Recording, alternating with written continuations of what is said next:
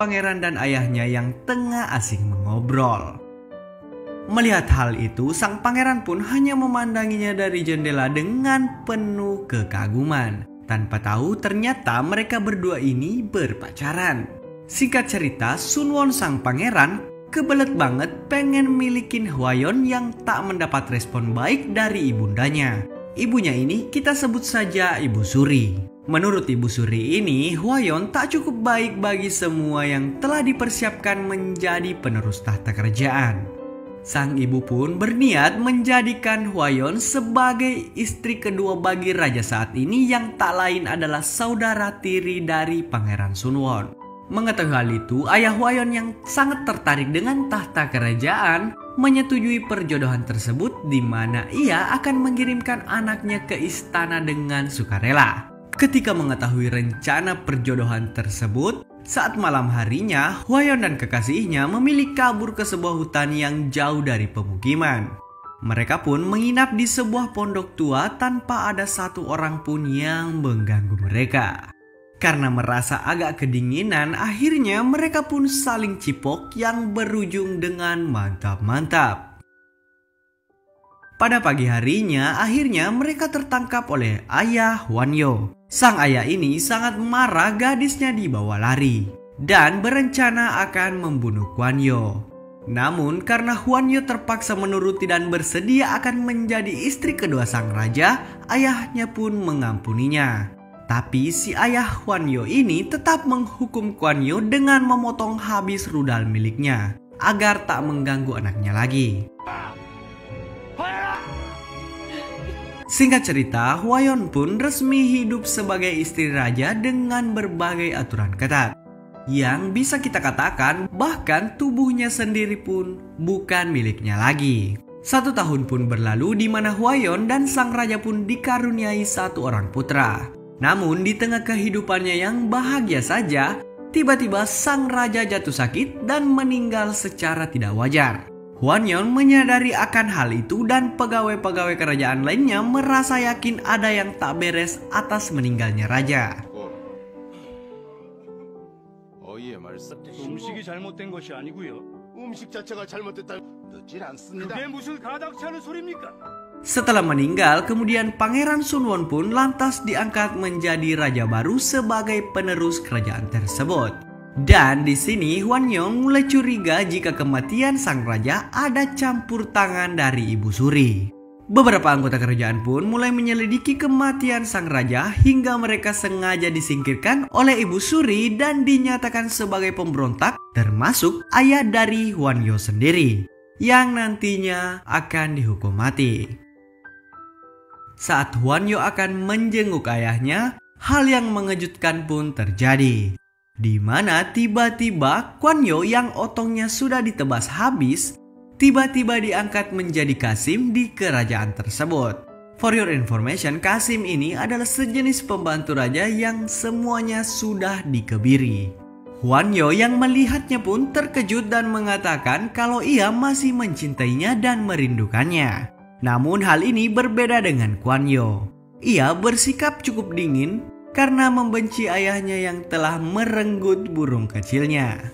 Hwayeon pun meminta pertolongan agar bisa membebaskan ayahnya dari hukuman mati, karena cuma dia satu-satunya sekutu di istana tersebut. Di sisi lain, Sunwo yang masih mempunyai perasaan terhadap Hwayeon meminta Ibu Suri untuk mengampuni ayah Hwayeon. Ia akan melakukan apa saja asal bisa membebaskannya dari hukuman mati. Namun permintaan sang raja ini pun ditolak mentah-mentah oleh Ibu Suri.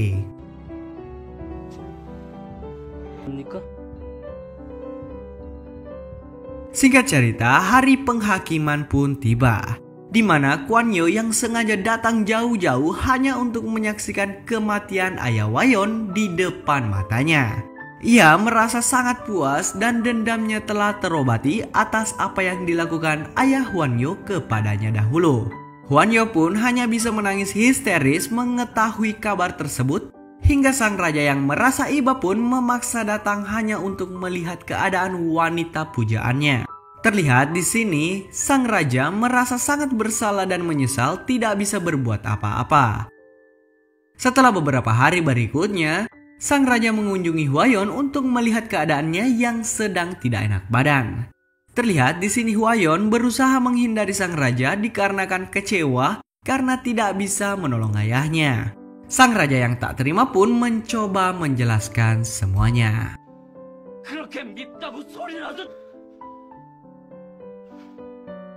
Scene lalu berpindah pada Ibu Suri yang sedang berdiskusi dengan bawahannya dan membicarakan tentang bagaimana gelar permaisuri bisa dicabut dari Huayon. Cara satu-satunya, mereka berencana akan membuat seolah-olah terjadi kecelakaan pada Huayon dan menyingkirkannya. Singkat cerita, hari-hari pun berlalu dan mulai terungkap kalau Kuan Yu si Kasim baru pernah menjalin asmara dengan Huayon. Dan semua itu diketahui oleh sang raja. Ia bertanya apa tujuannya untuk datang ke istana. Tapi Kuan Yu hanya menjelaskan dia datang ke istana untuk bekerja agar hidupnya lebih baik. Setelah itu, sang raja yang sedikit mabuk gara-gara ciu nampak merayu Huayon. Ia tak tahan segera ingin menyicipi apem tembemnya si Huayon. Namun Huayon yang merupakan adik ipar dari sang raja ini jauh lebih cerdik dan ia malah memanfaatkan situasi tersebut untuk melancarkan misi pribadinya menyingkirkan Ibu Suri. Huayon berkata ia siap akan melakukan apa saja dan menyerahkan apem tembemnya ketika sang raja sudah benar-benar berkuasa dan mampu mengendalikan Ibu Suri di bawah perintahnya. Lanjut, terlihat sang raja yang sedang menguping pembicaraan Ibu Suri yang nampak sangat murka dan makin membenci ibunya itu. Ia mendengar Ibu Suri memerintahkan kepada semua bawahannya untuk segera menghabisi Huayon dan putranya. Sedangkan Kuan Yu yang sedang sembunyi-sembunyi ngobrol dengan Huayon. Dengan tampak sangat kelihatan sedih, ia mendengar bahwa putranya Huayon ternyata adalah anaknya sendiri. Yap, hasil mantap-mantap di hutan waktu itu lur. Ia merasa sangat menyesal dan mengajak Kuan Yu untuk kabur dari istana.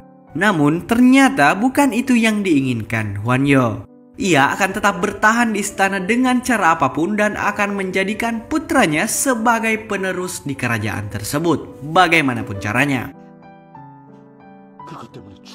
Scene lalu berpindah kepada Kuan Yu yang sedang berada di sebuah dapur. Ia meracik sebuah jamu obat yang secara diam-diam dicampur dengan racun mematikan yang nantinya akan diberikan kepada sang raja. Jamu ini dibuat untuk sang raja yang kelihatan kurang bergairah saat mantap-mantap. Ternyata Ibu Surila yang meminta jamu tersebut untuk memberikan jamu kuat agar sang raja mampu bertahan hingga ronde terakhir. Namun saat jamu itu disuguhkan, sang raja yang gak percaya akan khasiat dari obat tersebut kemudian menyuruh Kuan Yu untuk meminumnya terlebih dahulu.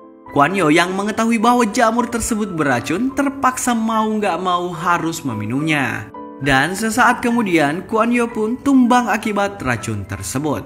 Hingga sang raja menyadari bahwa ada seseorang yang berniat membunuhnya menggunakan racun yang ada di jamu tersebut.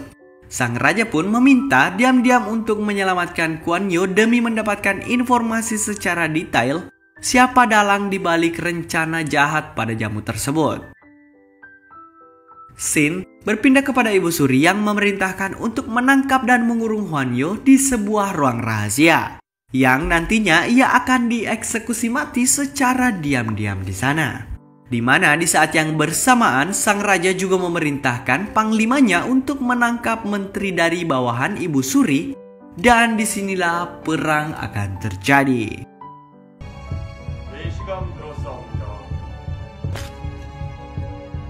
Tak lama kemudian Ibu Suri pun datang mendatangi putranya untuk meminta penjelasan kenapa menterinya akan ditangkap. Terlihat di sini sang raja yang sangat murka meyakini bahwa Ibu Suri akan menghabisinya dan meminta penjelasan apa alasan dibalik ini semua. Ibu Suri yang semakin bingung pun mengatakan bahwa pasti ada dalang dibalik ini semua yang sengaja mengadu domba mereka. Namun sang raja yang sudah terlanjur emosi pun tetap dengan pendiriannya. Bahkan ia baru saja mengetahui kematian dari raja sebelumnya yang tak lain adalah saudara tirinya itu adalah karena ulah dari Ibu Suri. Ternyata sang raja terdahulu diracun perlahan setiap hari.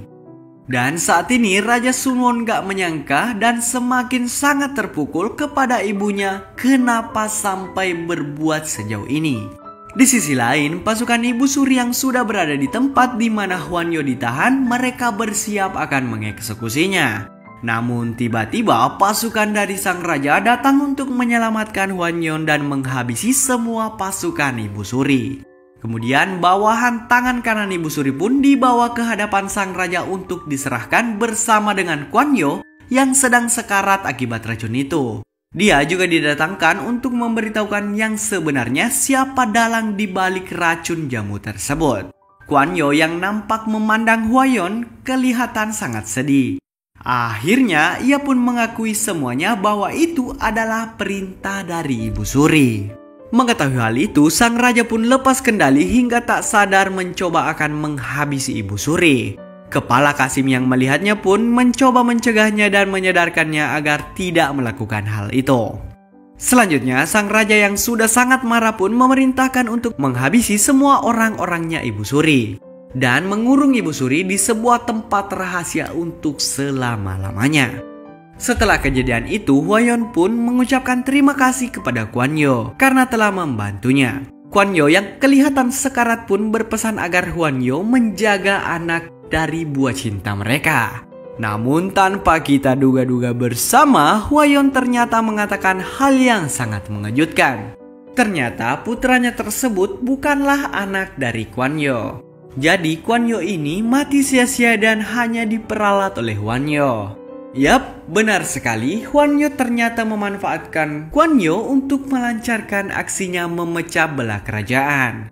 Hwanyo sekaligus juga merasa bahagia melihat Hwanyo yang sedang sekarat karena rasa dendam atas kematian ayahnya. Dan tibalah saat yang ditunggu-tunggu, di mana sang raja akan menagih janji Hwayon bahwa ia akan memiliki apem tembe milik Hwanyo saat raja benar-benar berkuasa. Sang raja pun mendatangi Hwanyo dan langsung melumat apem tembe milik Hwayon. Ketika sang raja merasakan kenikmatan yang luar biasa dan nampak lengah, tampak Hwayon pun menghabisinya dengan menusukkan sebuah tusuk konde di lehernya. Dan sang raja pun akhirnya meninggal dunia. Dan di sisi lain, Ibu Suri juga dieksekusi mati oleh anak buah Hwayon. Ternyata Hwayon berhasil mengadu domba dan merebut kerajaan dari dinasti raja sebelumnya. Dan film pun selesai. Oke lur, itulah tadi alur cerita film dari The Concubine yang dirilis tahun 2012. Semoga kalian suka. Jangan lupa like dan share video ini. Kalian juga bisa request film-film favorit kalian untuk di storyin di kolom komentar di bawah. See you on the next video. Peace out.